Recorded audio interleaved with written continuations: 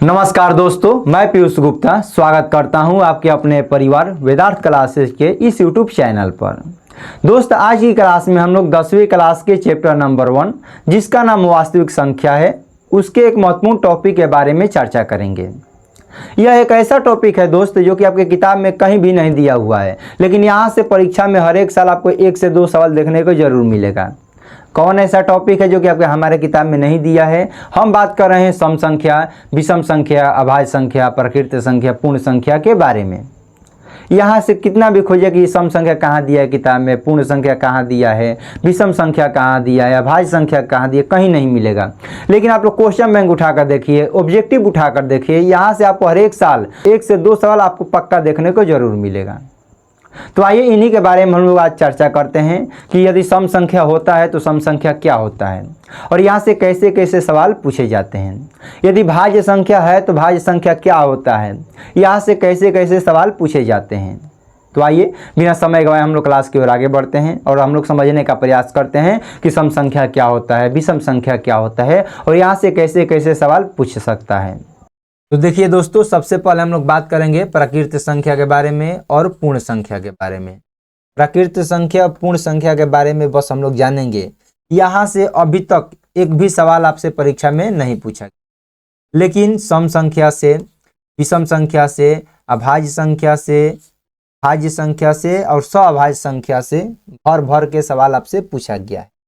तो सबसे पहले हम लोग बेसिक को जान लेते हैं, उसके बाद हम सभी सवाल को उड़ाएंगे ही।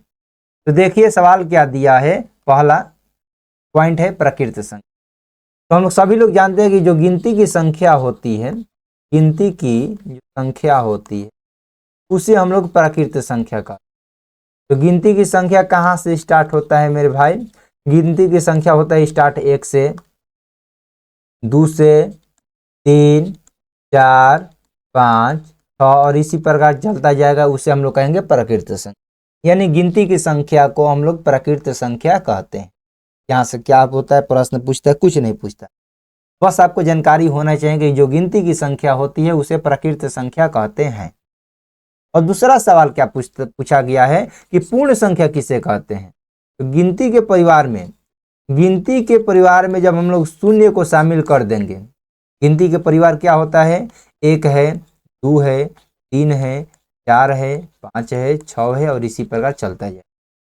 गिनती की संख्या होता है 1 2 3 4 5 6 और इसी प्रकार आगे चलता जाएगा। और जैसे ही हम लोग इसके आगे शून्य लगा देंगे, यह क्या बन जाएगा? प्राकृत संख्या से बन जाएगा पूर्ण संख्या। तो प्राकृत संख्या किसे कहते हैं? गिनती की संख्या को प्राकृत संख्या कहते हैं। और गिनती के परिवार में जब शून्य को शामिल कर लेंगे तो वह क्या बन जाएगा? वो आपका बन जाएगा पूर्ण संख्या। ठीक है, इतना क्लियर है। आगे बात करते हैं हम लोग सम संख्या के बारे में और यहाँ से अब आप लोग को परीक्षा वाला सवाल चालू हो गया। सबसे पहले बात करते हैं कि सम संख्या किसे कहते हैं। सम संख्या को इंग्लिश में इवन नंबर के नाम से जाना जाता है। तो जो संख्या, सभी लोग याद किए होंगे कि जो संख्या 2 से कट जाए, जो संख्या 2 से पूरी तरह विभाजित हो जाए या जो संख्या 2 से कट जाए उसे हम लोग सम संख्या कहते हैं। जैसे 2, ये 2 से कट जाएगा, 4 2 से कट जाएगा, 6 2 से कट जाएगा, 8 10 12 14 16 18 20 प्रकार आपका चलता जाएगा। लेकिन आप लोग सोच रहे होंगे कि यहाँ से कैसे सवाल पूछ सकता है, क्या 2 से कटने वाला लगा दिए नियम? ना, यहाँ से सवाल अब पूछेगा जो कि आपको दिखाई देने वाला है कि सम संख्या किसे कहते हैं? जो संख्या 2 से कट जाए उसे सम संख्या कहते हैं। अब देखिए सवाल कैसे आपसे पूछा गया है। यदि एक धनात्मक पूर्णांक है तो निम्न में से कौन धनात्मक सम पूर्णांक है, ये बताइए। सवाल पढ़ लीजिए आप लोग ध्यान से और उसके बाद हम लोग इसको चंद सेकंड में उड़ा देंगे। यदि एक धनात्मक पूर्णांक है तो निम्न में से कौन धनात्मक सम पूर्णांक है? यानी कि यहाँ पर बस बताना है कि इनमें से कौन सम पूर्णांक है, यही हम लोग का आंसर हो जाएगा। तो सबसे पहले यहाँ पर सवाल में क्या दिया है? 2q + 1, यानी कि जहाँ q दिया है ना, जहाँ q दिया है वहाँ पर आप लोग 1 से गुणा कर दीजिए। जहाँ q दिया है वहाँ पर 1 से गुणा कर के 1 जोड़ दीजिए।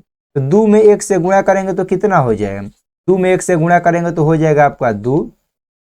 सबसे पहले आपको यहाँ पर q की जगह पर रखना है 1। 2 में 1 से गुणा करेंगे तो कितना हो जाएगा? 2 और 2 में 1 जोड़ेंगे तो कितना हो जाएगा भाई साहब आपका? यहाँ पर फिर उसी प्रकार 2 के जगह पर कितना रखेंगे 1, 2 में 1 से गुणा करेंगे तो कितना हो जाएगा 2। अब बताइए कि 3 और 2 में सम संख्या कौन है, तो आपको एक सर ये ऑप्शन नंबर बी हो जाएगा सही उत्तर, क्योंकि सम संख्या का नियम कहता है कि जो संख्या 2 से पूरी पूरी कट जाए उसे हम लोग सम संख्या कहते हैं। लेकिन अभी आप लोग को चेक करवा देते हैं कि सही उत्तर गलती बोले हैं कि सही बोले हैं। यहाँ पर देखिए, यहाँ पर भी हम लोग क्यू की जगह पर रखते हैं 1, तो 2 एकम 2 और 2 में 3 जोड़ेंगे तो कितना हो जाएगा 5। क्या 5 सम संख्या है? नहीं। फिर क्यू की जगह पर रखेंगे 1, तो 2 एकम 2 और 2 5 कितना हो जाएगा 7। क्या 7 सम संख्या है? नहीं।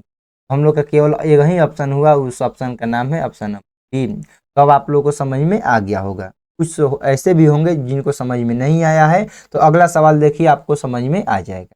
किसी पूर्णांक m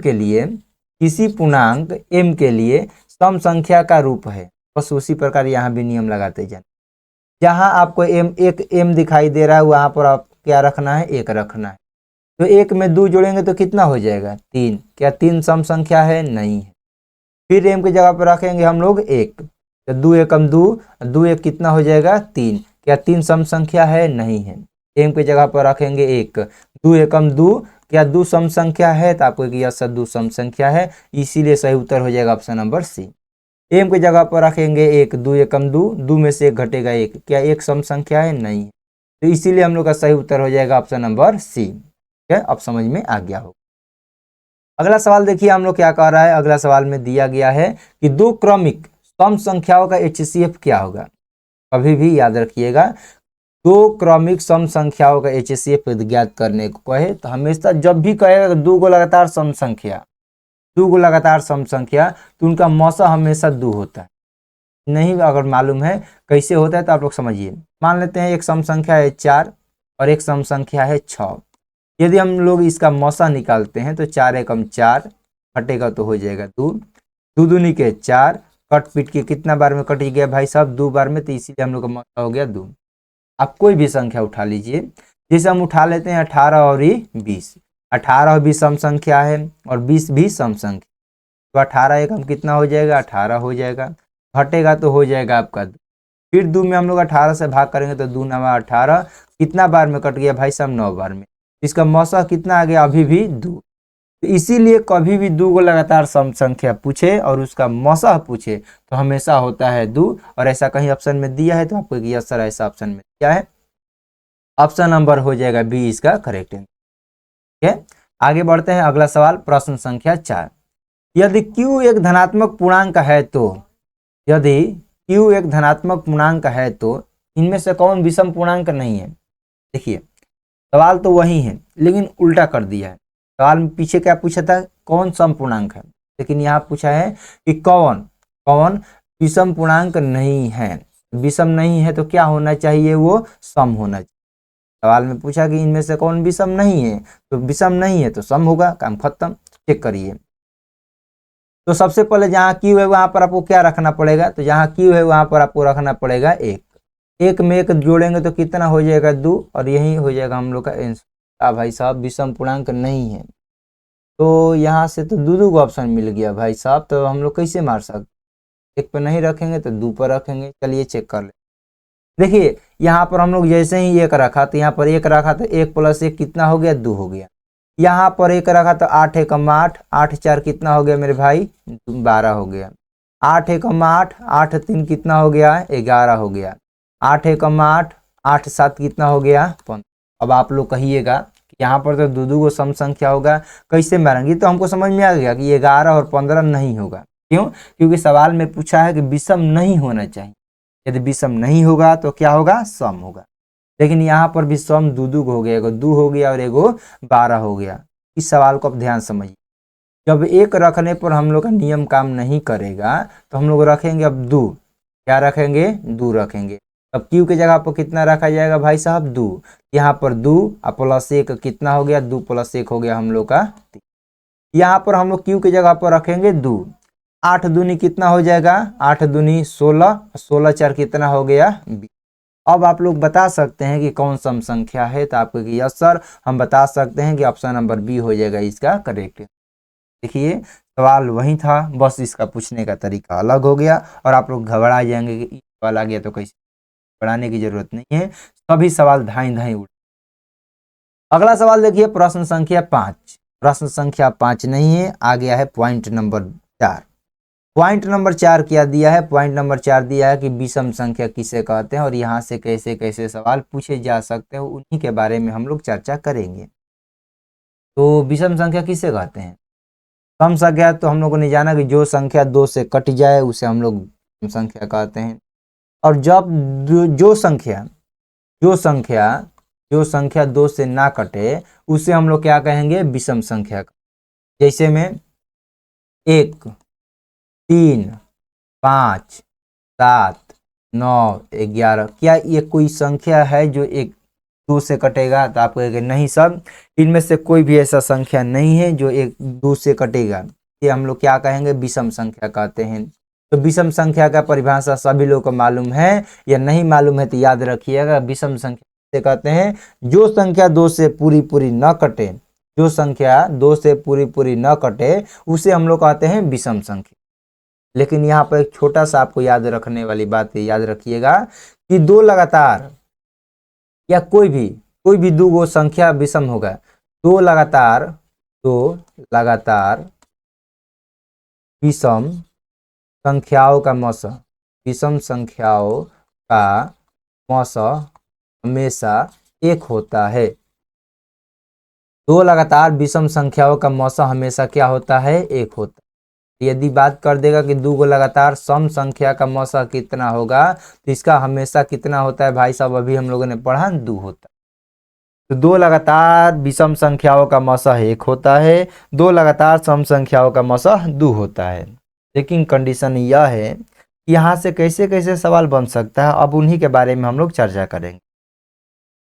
देखिए सवाल अब कैसे पूछा गया है और क्या पूछता है, आप लोग ध्यान से समझने का प्रयास करिए। सवाल यह है कि यदि एक धनात्मक पूर्णांक है तो निम्न में से कौन विषम पूर्णांक होगा? तो निम्न में से कौन विषम पूर्णांक होगा, इसका सही उत्तर हम लोग को जवाब दे देना है। तो हम लोग क्यू के जगह पर कितना रखेंगे? 1। तो 6 एकम 6, 6 प्लस 1 कितना हो गया? 7। 6 के जगह पर रखेंगे। यहाँ पर हमको समझ में आ गया कि यहाँ पर ऑप्शन नंबर ए हो जाएगा, लेकिन चेक सभी को करेंगे। 6 एकम 6, 6 2 कितना हो गया? 8। 6 एकम 6, 6 4 कितना हो गया? 6 एकम 6 और 6 6 कितना हो गया? 12। ये 12, 10, 8, 7 कैसे होगा? सभी लोग को समझ में आ रहा है, क्योंकि एक क्यू के जगह पर हम लोग कितना रख रहे हैं? 1 रख रहे हैं। तो जहाँ क्यू के जगह पर हम लोग 1 रखेंगे वो रखेंगे तो 6 6 12, 6 4 10, 6 2 8, 6 1 7। तो आप ही लोग बताइए कि इनमें से कौन विषम संख्या? तो हम लोग जानते हैं मेरे भाई मेरे दोस्त की वैसी संख्या जो 2 से ना कटे उसे हम लोग विषम संख्या कहते हैं।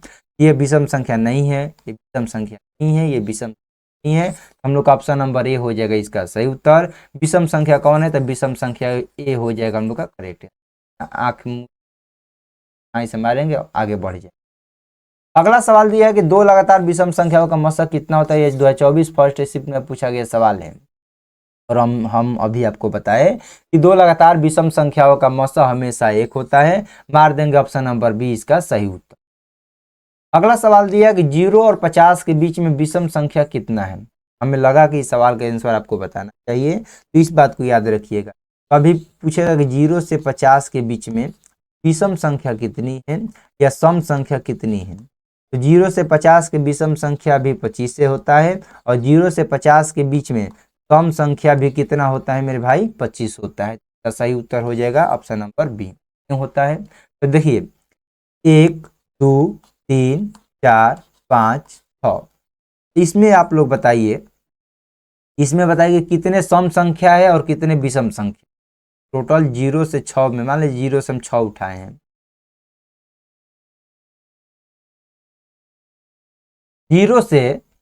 0 से 6 के बीच में कितने सम है कितने विषम है? तो ध्यान दीजिए 1 2 3, सम संख्या कितना है मेरे भाई?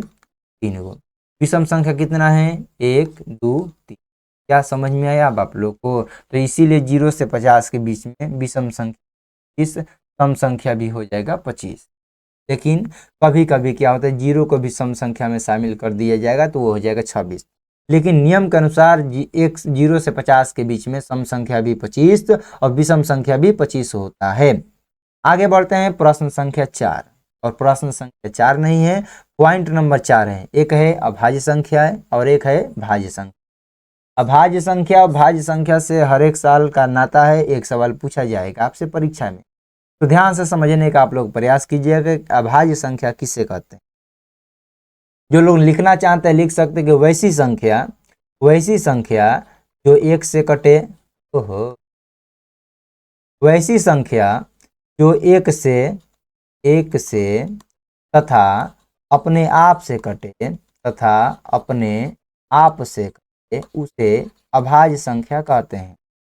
अभाज्य संख्या किसे कहते हैं? वैसी संख्या जो एक से तथा अपने आप से कटे उसे अभाज्य संख्या कहते हैं।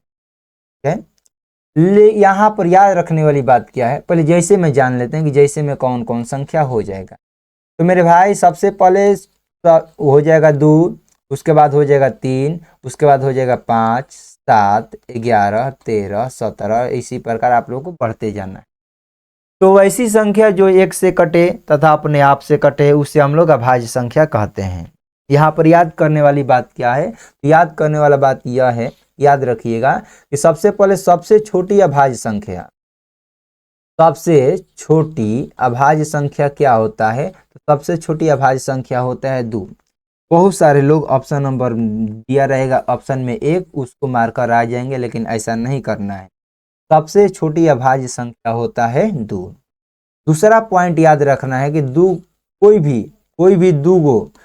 भी दो अभाज्य संख्या, कोई भी दो अभाज्य संख्या का जो मौसा होता है, कोई भी दो अभाज्य संख्या का जो मौसा होता है वो हमेशा 1 होता है। मैंने यहाँ पर क्या क्या बताया कि वैसी संख्या जो एक से तथा अपने आप से कटे उसे अभाज्य संख्या कहते हैं, जैसे 2, 3, 5, 7, 11, 13, 17, इसी प्रकार आगे बढ़ता जाएगा। और इसमें 2 मुख्य चीज मैंने बताया कि सबसे छोटी अभाज्य संख्या क्या होती है, तो सबसे छोटी अभाज्य संख्या होती है 2, और 2 अभाज्य संख्याओं का मौसा कितना होता है, तो 2 अभाज्य संख्याओं का मौसा हमेशा होता है 1। और इसी पर बात कर लेते हैं पॉइंट नंबर 5, भाज्य संख्या की। तो भाज्य संख्या वही फॉर्मूला है, बस थोड़ा सा चेंज हो जाएगा। वैसी संख्या जो एक से अपने आप से तथा किसी और संख्या से कटे उसे भाज्य संख्या कहते हैं। भाज्य संख्या किसे कहते हैं? जो संख्या एक से अपने आप से किसी और संख्या से कटे उसे भाज्य संख्या कहते हैं। जैसे 4, 6, 8, 9, 10, 12, 14, 15, इसी प्रकार आप लोग को बढ़ते जाना है। क्यों? क्योंकि ये जो 4 है एक से भी कटेगा, अपने आप से भी कटेगा और किसी और संख्या से कटेगा, जैसे 2 से कटेगा। जैसे ये 6 है, एक से तो कटेगा ही, अपने आप से कटेगा और किसी और संख्या से भी कटेगा। किसी और संख्या कहने का मतलब है कि 2 से भी कटेगा, 3 से भी कटेगा। जैसे हम उठा लेते हैं 12 एक से भी कटेगा, अपने आप से भी कटेगा और किसी और संख्या से भी कटेगा। 2 से भी कट जाएगा, 3 से भी कट जाएगा, 4 से कट जाएगा, 6 से कट जाएगा, यानी इन सभी से कट रहा है, इसीलिए क्या है? भाज्य संख्या। और यहाँ पर मैं बताने वाली क्या बात बता रहा हूँ, अब ध्यान समझने का आप लोग प्रयास करिए। तो सबसे पहले सबसे छोटी भाज्य संख्या कौन है? तो सबसे छोटी जो भाज्य संख्या है वह है आपका 4। सबसे छोटी भाज्य संख्या है 4। ठीक। दूसरा याद रखना है, जो भाज्य संख्या है उसी को यौगिक संख्या भी कहते हैं। कुछ लोग घबरा जाते हैं कि भाज्य संख्या अलग होता है, यौगिक संख्या अलग होता है ना। जो भाज्य संख्या होता है वही यौगिक संख्या भी होता है। और इसमें कुछ और बताने लायक है ना? इसमें और कुछ बताने लायक नहीं है। तो अभाज्य में और भाज्य में आपने क्या जाना कि भाज्य में जाना कि सबसे छोटी भाज्य संख्या होती है 4, सबसे छोटी भाज्य संख्या होती है 4, और सबसे छोटी अभाज्य संख्या जो होती है वो है आपका दोस्तों 2 अभाज्य संख्याओं का जो मौसा होता है, जो 2 अभाज्य संख्याओं का मौसा जो होता है वो हमेशा क्या होता है दोस्तों? 1। लेकिन आपने इसके बारे में जाना, परिभाषा के बारे में जाना, अभाज्य संख्या क्या होती है, यहाँ से क्या क्या छोटे छोटे पॉइंट निकल सकते हैं। लेकिन अब हम लोग जानेंगे कि कैसे कैसे सवाल बन सकते हैं, उन्हीं के बारे में हम लोग अब डिस्कशन करें। तो ध्यान से समझिए कि पहला सवाल दिया कि इन निम्नलिखित में से कौन अभाज्य संख्या है।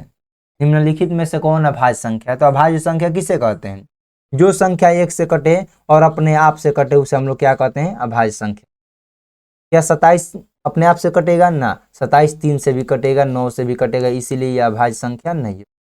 35 एक से कटेगा, अपने आप से कटेगा, लेकिन ये किसी और संख्या से भी कट रहा है, जैसे 5 से कट रहा है, 7 से कट रहा है, ये भी नहीं है।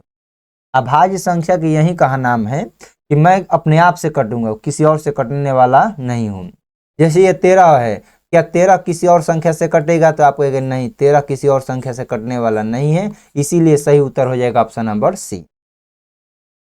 जैसे 56 है तो 56 एक से कटेगा, अपने आप से कटेगा, 2 से कटेगा, 4 से कटेगा, 14 से कट जाएगा, 7 से कट जाएगा, 8 से कट जाएगा, इसीलिए यह अभाज्य संख्या नहीं होगा। तो हम लोग का सही उत्तर क्या हो जाएगा मेरे भाई? सी हो जाएगा। ठीक है, समझ में आया? अगर नहीं समझ में आया तो अगला सवाल देखिए। निम्नलिखित में से कौन अभाज्य संख्या है?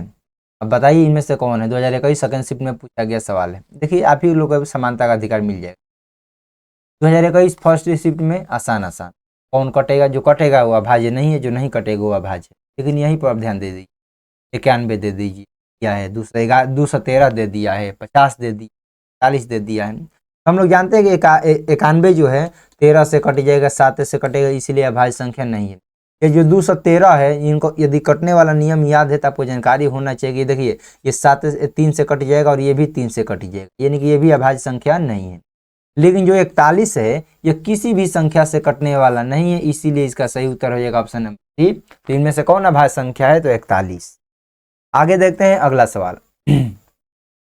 निम्न में से कौन अभाज्य संख्या है? अब हम नहीं बताएंगे, आप ही लोग बताइए। इनमें से कौन अभाज्य संख्या? इनमें से अभाज्य संख्या है option number B. Option number B हो जाएगा इसका सही उत्तर। अगला सवाल दिया है मेरे भाई, यदि p तथा q दो अभाज्य संख्या है तो उनका मौसा क्या होगा? सवाल बढ़िया है। यदि p और q दो अभाज्य संख्या है तो इनका मौसा क्या होगा? देखिए सवाल को घुमाने का इसका तरीका सुनिए। हम आपको क्या बताएं, अभी जब दो अभाज्य संख्या रहेगा तो उसका मौसा हमेशा कितना होगा? एक होगा। यहाँ पर p रहे, q रहे, कुछ भी रहे, जब बोल दिया कि अभाज्य संख्या है तो उसका मौसा हमेशा कितना होगा? एक होगा। और यहाँ पर दो ऑप्शन हो गया है, तो इसमें से कोई भी ऑप्शन जो परीक्षा में एक दिया रहेगा उसी को आपको पेंट करके आ जाना है।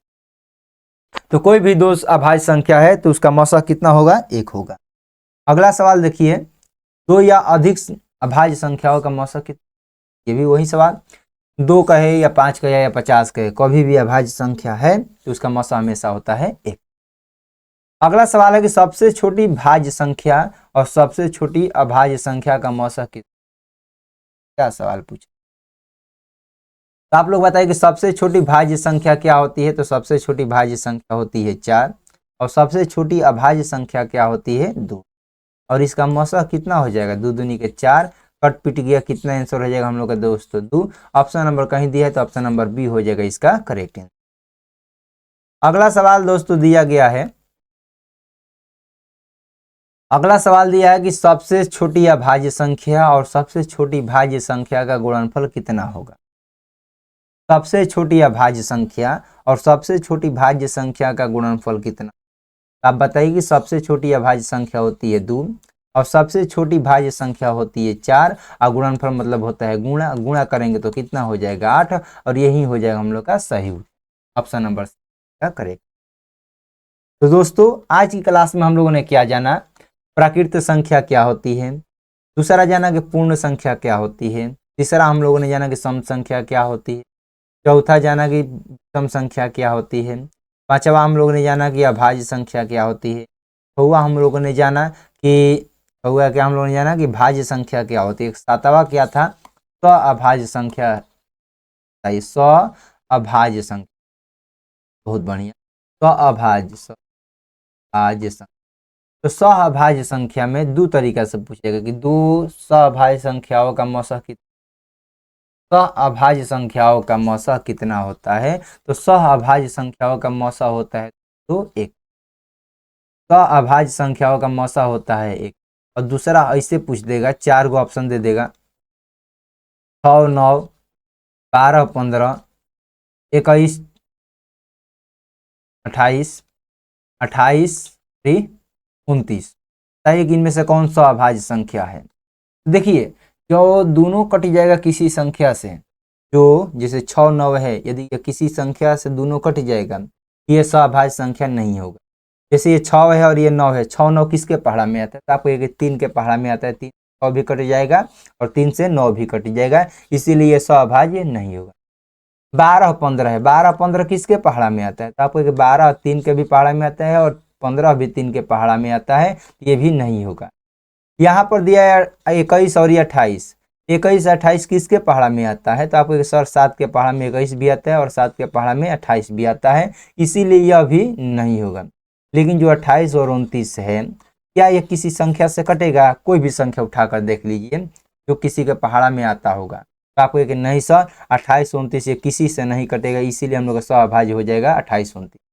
जैसे यहाँ पर 25 है और यहाँ पर 28 है, तो बताइए क्या यह सअभाज्य संख्या है या नहीं है, तो आपको एक यह सर ये सअभाज्य संख्या है। क्यों, क्योंकि ये किसी भी संख्या से नहीं कटेगा। ये कट रहा है 5 से और ये कट रहा है 7 से, लेकिन हम लोग को ऐसा नहीं देखना है, एक ही संख्या से दोनों कटना चाहिए। ठीक है, तो चलिए दोस्त आज की क्लास को हम लोग यहीं पर समाप्त करते हैं। आप लोगों को क्लास कैसा लगा कमेंट में ज़रूर बताइएगा। यदि आप लोग हमारे चैनल पर नए हैं तो चैनल को सब्सक्राइब जरूर कीजिएगा। यदि आपका कोई भी दोस्त मित्र जो कि 10वीं की तैयारी करना चाहती है, आप लोग हमारे इस चैनल के बारे में ज़रूर बताइएगा। मिलते हैं अगले क्लास में नए टॉपिक नए क्वेश्चन के साथ, तब तक के लिए आपको जय हिंद जय भारत।